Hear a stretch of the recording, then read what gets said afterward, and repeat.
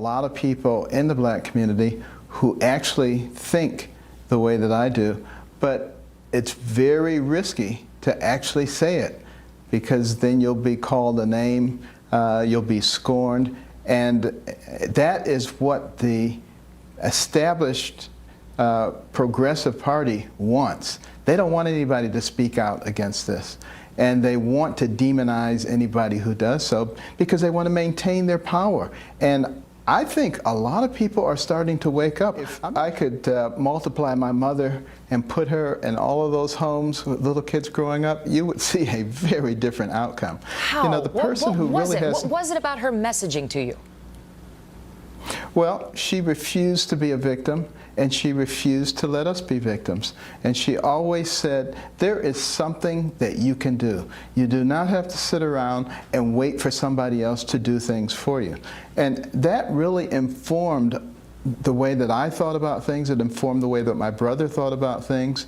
And, you know, there were other people that I knew in the neighborhood whose parents were like that, who also turned out to be shining examples. It's not a fluke by any stretch. Education is the great divide in this country.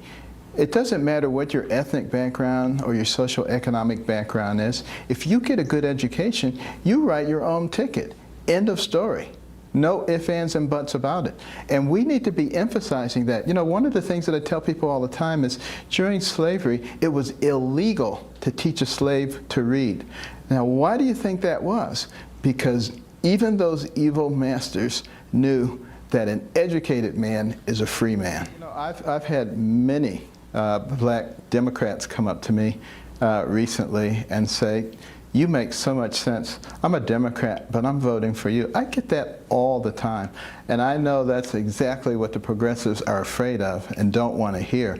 But at some point, people are going to start thinking about their own interest. And myself and a number of my Republican colleagues are very interested in putting together mechanisms that allow people to climb out of dependency and to become strong parts of the fabric of America. That's what we're working on. It doesn't do any good to pat people on the head and give them all the little things that they need so that they're satisfied in a state of dependency. That's exactly what we don't need. That's killing us. And I